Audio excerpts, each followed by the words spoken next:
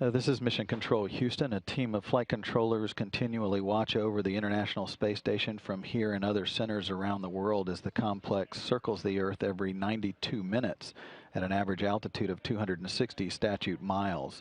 These flight controllers also assist the crew of 6 aboard the International Space Station that make up the Expedition 32 crew.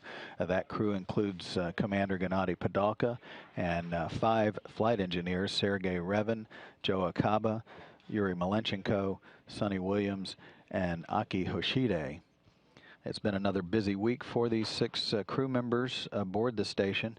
2 of the crew members started there Monday with a little walk, a spacewalk, or extravehicular activity, that is, as Expedition Commander Gennady Padalka and Flight Engineer Yuri Malenchenko spent 5 hours 51 minutes prepping the outside of the Russian segment for a future scientific laboratory and adding additional panels on the Zvezda service module to better protect it against potential impacts from micrometeoroids.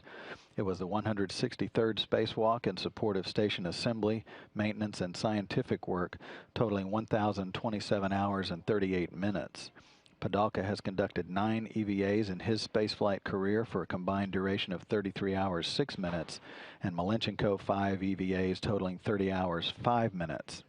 U.S. astronaut Sonny Williams and Japanese astronaut Aki Hoshide will continue the preparatory work for the new Russian lab by routing some cables necessary for thermal and power and swap a bulky main bus switching unit, one of several power relay avionics boxes on the long truss backbone of the station. They also will remove and replace a failing camera on the mobile base system. Along with astronaut Joe Akaba, they've spent the week preparing for that EVA scheduled for Thursday, August 30th by checking out their spacesuits and spacewalk systems in the U.S. Quest airlock. Additionally, this week, Hoshide worked inside the Japanese Kibo laboratory preparing its unique airlock and robotic arm for experiment operations as the systems interface through a laptop computer. He also talked about his voyage with a television program sponsored by TV Asahi, showing host Ayaka Ogawa around Kibo while talking about life in microgravity. Midweek, the station's altitude was boosted to a record average height above the Earth when the European Space Agency's automated transfer vehicle, Eduardo Amaldi, fired its thrusters on 2 strategically timed burns to increase the ISS's apogee by 8.7 statute miles and perigee by 3.6. The result placed the station in an average orbit of 260 statute miles. This is the highest average the station has ever been and sets the stage for the departure of 3 crew members in mid-September and the arrival of the next Russian Progress supply vehicle on Thursday, November 1. Experiment work has been embedded throughout the week's schedule each day, with focus being on the flame experiment known as BASS for burning and suppression of solids. The last in a series of samples were tested by Sonny Williams in the controlled environment of the Microgravity Sciences glove box on behalf of the ground team in Cleveland, Ohio. Further experimentation in support of BASS will now wait a few months until additional samples can be launched to the station. The binary colloidal alloy test, or BCAT, took center stage for part of Joe Akaba's week as he provided the on-orbit hands for the Canadian investigators in helping study nanoscale particles dispersed in liquid.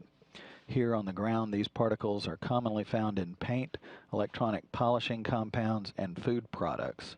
This study continues to collect data in hopes of development of new insights into this important material process. Expedition 32's 7th crew member, Robonaut, performed some intricate tasks on various task boards in the Destiny laboratory to demonstrate its ability to be commanded from the ground in exercises that could assist crew members on orbit with hand-intensive activities. These included manipulating needles and knobs, similarly to how astronauts would work with them. Testing included use of Robonaut's vision recognition software to determine if the tasks were completed successfully. Further Robonaut activities are planned for Monday, attempting to grab a handrail and using a wipe to clean it as well. Be sure to follow Robonaut and its activities out on the Twitter account located at @AstroRobonaut. All crew members collected human research samples, urine and blood, for ongoing study of how the human body reacts and adapts to the long-term exposure to microgravity. These samples are returned to Earth for evaluation and developing countermeasures to maintain a healthy environment on board. Friday, Commander Gennady Padalka and flight engineers Sergei Revin and Joe Akaba enjoyed their 100th day on the space station and 102nd day in space. And over the weekend, all 6 crew members will get some time off to talk to their friends and families. They'll also perform some routine housekeeping chores as usual. Next week, the focus will be, of course, on the preparations for Sonny Williams's and Aki Hashide's spacewalk planned for Thursday.